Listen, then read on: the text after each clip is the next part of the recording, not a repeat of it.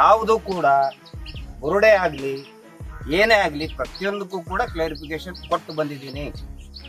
ಪ್ರತಿಯೊಂದಕ್ಕೂ ಕೂಡ ಕ್ಲಾರಿಫಿಕೇಶನ್ ಕೊಟ್ಟಿದ್ದೀವಿ ನಾವು.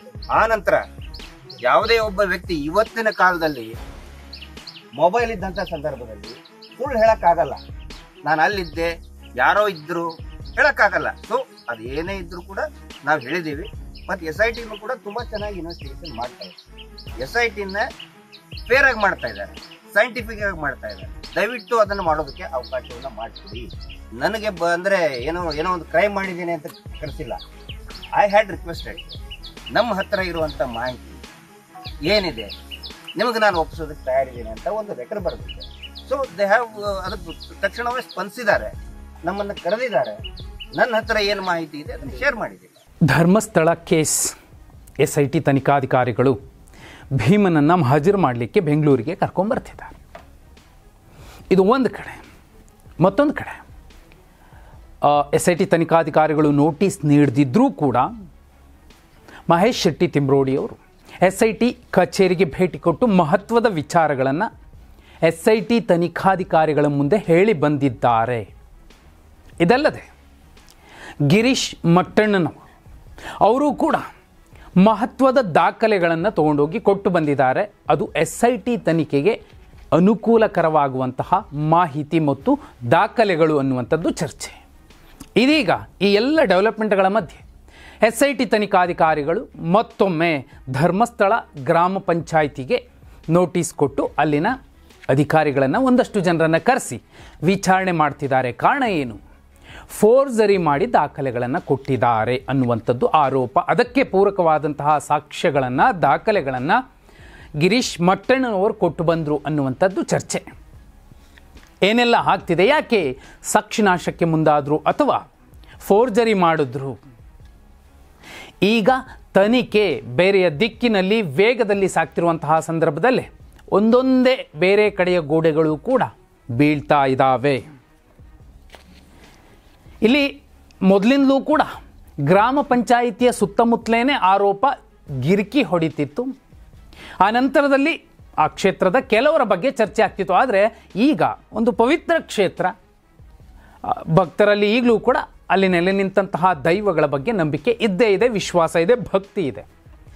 ಆದಾಗ್ಯೂ ಒಂದಷ್ಟು ಜನಕ್ಕೆ ಭಕ್ತರಿಗಂತೂ ಬೇಸರ ಆಗಿದೆ, ಈ ಥರ ಆರೋಪ ಬಂತಲ್ಲ ಅಂತ. ಆದರೆ ಸತ್ಯಾಸತ್ಯತೆ ಹೊರಗೆ ಬರಬೇಕು ಅಂತ ಎಲ್ಲರೂ ಬಯಸ್ತಿದ್ದಾರೆ.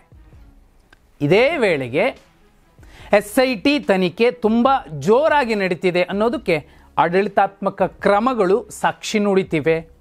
ಇದರ ಜೊತೆಯಲ್ಲಿ ಒಂದು ವಿಚಾರ, ಇಂಗ್ಲಿಷ್ನ ದ ಕ್ವಿಂಟ್ ಪತ್ರಿಕೆ ಒಂದು ಆರ್ಟಿಕಲ್ ಮಾಡಿದೆ. ಆರ್ಟಿಕಲ್ ಸ್ಪಷ್ಟವಾಗಿ ಹೇಳ್ತಿರೋದೇನೆಂದರೆ, ಈ ಧರ್ಮಸ್ಥಳ ಕೇಸ್ ರಾಜಕೀಯ ದಾಳವಾಗಿ ಬದಲಾಗ್ತಿದೆ. ಕೆಲವರು ಸತ್ಯ ಯಾತ್ರೆ ಅಂತ, ಕೆಲವರು ಧರ್ಮಯಾತ್ರೆ ಅಂತ.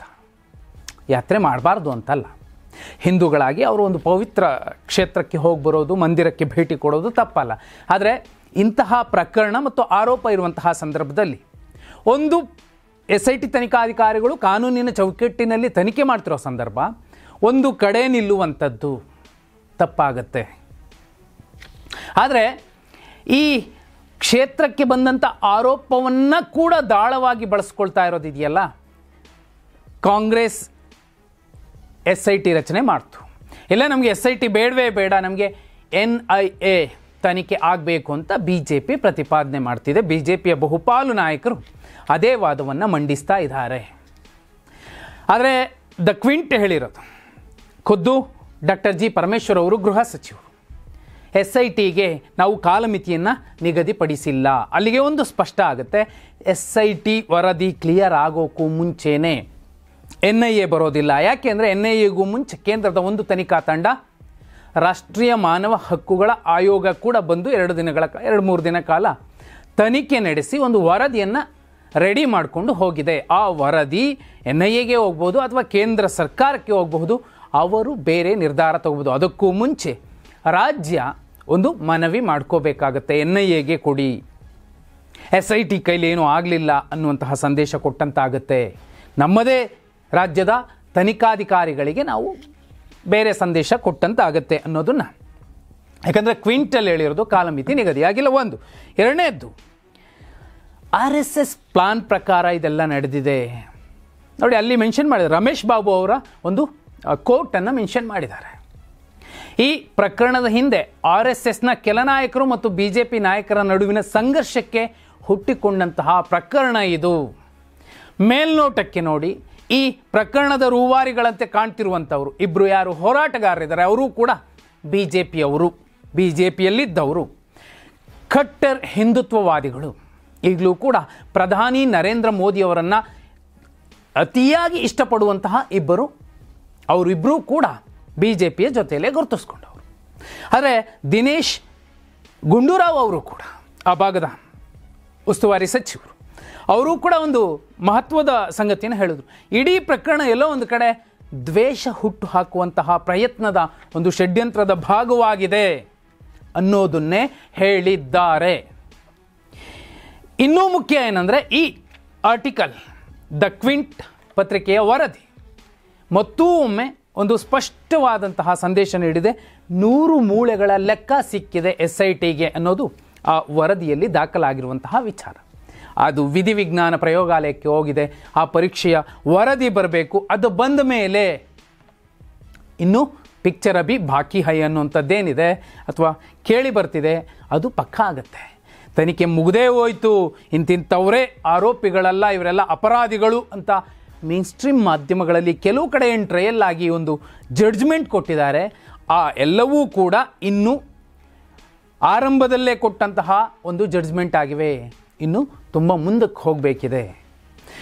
60-90 ದಿನದಲ್ಲಿ ಮುಗಿಯುತ್ತೆ, ಮೇಲ್ನೋಟಕ್ಕೆ 90 ದಿನದಲ್ಲಿ ಮುಗಿಯುವಂತಹ ಪ್ರಕರಣ ಇದಾಗಿಲ್ಲ ಅನ್ನೋ ಕಾರಣಕ್ಕೇ ಗೃಹ ಸಚಿವ ಪರಮೇಶ್ವರ್ ಅವರು ನಾವು ಕಾಲಮಿತಿಯನ್ನು ನಿಗದಿ ಮಾಡಿಲ್ಲ ಅನ್ನೋದನ್ನು ಹೇಳಿದ್ದಾರೆ.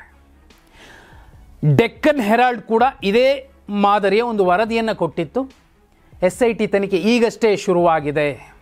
ಇನ್ನು ಮುಂದೆ ಆಂಧ್ರ ಪ್ರದೇಶಕ್ಕೆ, ತೆಲಂಗಾಣಕ್ಕೆ, ಕೇರಳಕ್ಕೆ, ತಮಿಳುನಾಡಿಗೆ ಕೂಡ SIT ತನಿಖಾಧಿಕಾರಿಗಳು ಹೋಗೋರಿದ್ದಾರೆ. ನಾಪತ್ತೆಯ ಪ್ರಕರಣಗಳ ಸಂಪೂರ್ಣ ಮಾಹಿತಿಯನ್ನು ಇಟ್ಕೊಂಡಿದ್ದಾರೆ. ಅಷ್ಟೇ ಅಲ್ಲ, 2018ರಲ್ಲಿ ಸರ್ಕಾರಕ್ಕೆ VS ಉಗ್ರಪ್ಪ ಅವರ ಒಂದು ಕಮಿಟಿ ಕೊಟ್ಟಂತಹ 5,000 ಪುಟಗಳ ವರದಿಯನ್ನು ಕೂಡ ಇವರು ಅಧ್ಯಯನ ಮಾಡಿಕೊಂಡಿದ್ದಾರೆ. ಎಲ್ಲವನ್ನೂ ಕೂಡ ಮುಂದಿಟ್ಕೊಂಡು ಈ ತನಿಖೆ ಸಮಗ್ರವಾದ ತನಿಖೆ ಆಗೋದ್ರಿಂದಾಗಿ ಇಲ್ಲಿ ಎಲ್ಲ ಪ್ರಕರಣಗಳು ಬರೋ ಸಾಧ್ಯತೆ ಇದೆ. ಅದು ಸೌಜನ್ಯ ಇರಬಹುದು, ಮತ್ತೊಂದಿರಬಹುದು. ಅಲ್ಲಿಗೆ ಕೇಸ್ ಇಲ್ಲಿಗೆ ಮುಗಿದೋಯ್ತು, ಇವರೇ ಆರೋಪಿಗಳು ಅನ್ನುವಂತಹ ಮೇನ್ ಸ್ಟ್ರೀಮ್ ಮೀಡಿಯಾಗಳ ಜಡ್ಜ್ಮೆಂಟ್ ಸುಳ್ಳಾಗುವ ಸಾಧ್ಯತೆ ಎದುರಾಗಬಹುದು.